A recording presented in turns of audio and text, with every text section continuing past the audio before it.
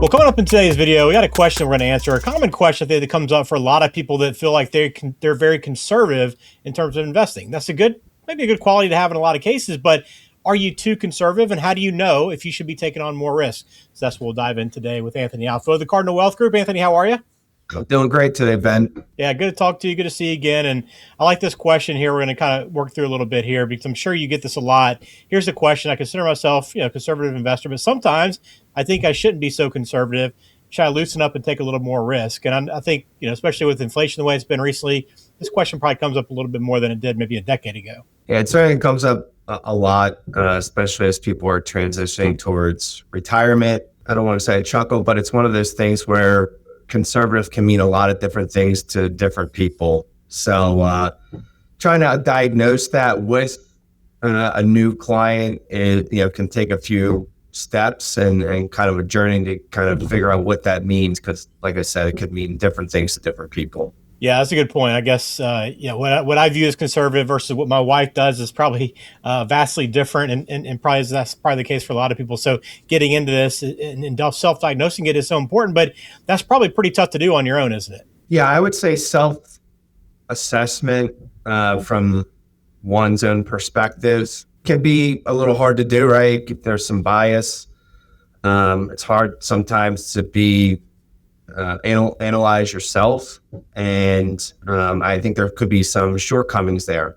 So, and I don't want to say it's not like a right or wrong issue. It's just like when you're trying to self-diagnose, I think there's this inherent bias towards, say, recency bias, right? So you could be heavily influenced as to what just happened over the last 6 to 12 months.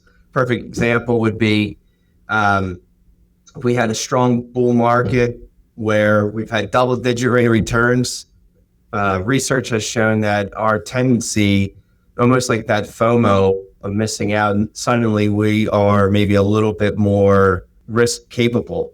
And conversely, if we had like a 2022 or 2008 or COVID, some of those types of events where we had severe drops, people would say I'm more conservative or more bearish just because of something that happened in the last 6 to 12 months. So I think that's one area that we want to understand better, and that's a lot of times we'll ask those types of questions like, what did you do during those times? Another one would just be, if they took an investor questionnaire, which a lot of people have done prior to meeting with us. Some of those questionnaires could be 10 questions or 30 questions. I just don't think it fully captures who we are, especially in the most stressful times. Kind of like what's keeping you up at night, or those 2 a.m. times where you're talking to yourself and you're concerned about something. And I would say the other one would be just kind of anchoring to a specific event that could have been back years ago, like 2008, almost being like a black swan event where you're making yourself, relating yourself into that one single event that may never happen again. Maybe just generalizing yourself as that one event versus like who you really are over the last like 30 years. So I think that's, some of the shortcomings of kind of doing it yourself,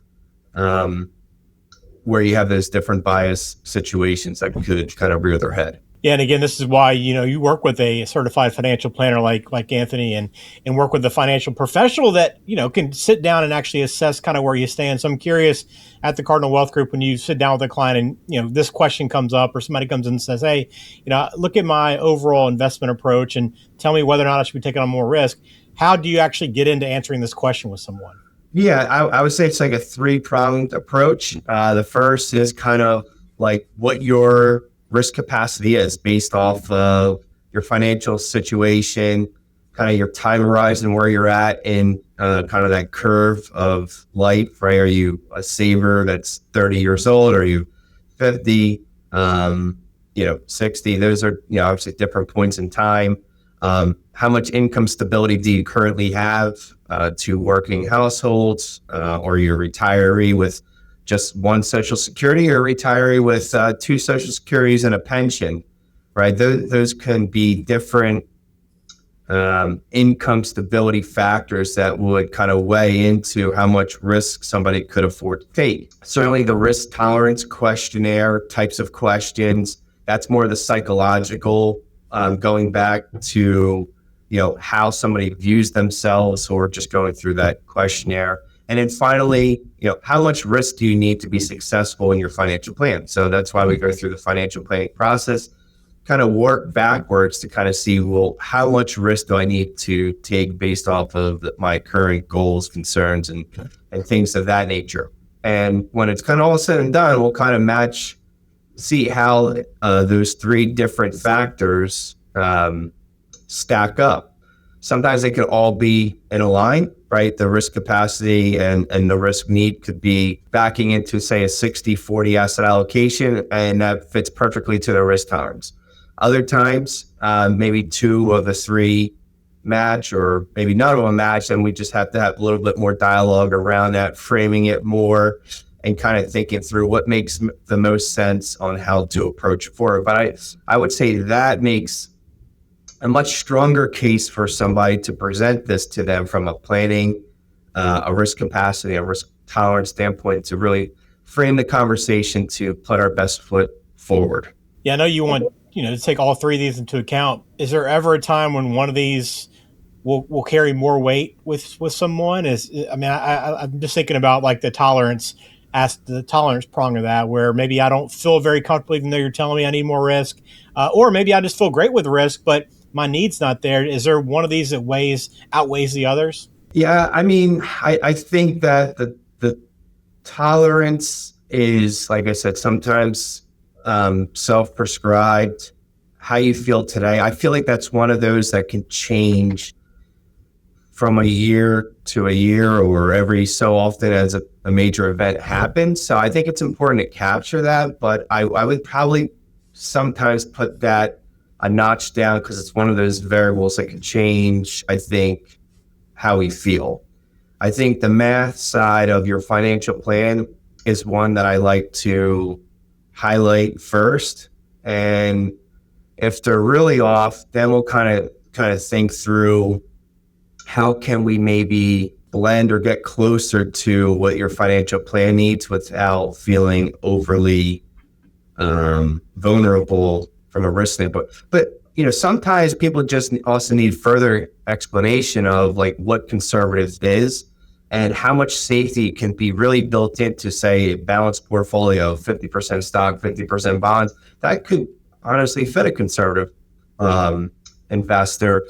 If you kind of understand, say, hey, we have 50% kind of not in the stock market. So if you took, let's say, $1 million nest egg and explain, we have $500,000 in like risk off. Not to say there isn't some volatility in the bond side, but just comparatively speaking to the stock side, people can kind of work around in their mind to say, well, yeah, $500,000 is a lot. We're only spending maybe $40,000 a year. That's a lot of built up safety. A lot of $40,000 payments kind of really already worked in there. That's in something that's lower volatility. So that's, again, it might take a few meetings to go through that and work through it. But that's kind of generally the process that we'll do with our clients. Okay. So yeah, there's a better understanding of how you get to the answer to that question. And this is something too, I'm sure, Anthony, we talk about your Cardinal success journey and that free assessment that you offer people that come in and meet with you. This is probably some part of the early discussions too, right? It's just as you evaluate someone, this is going to come up pretty early, isn't it?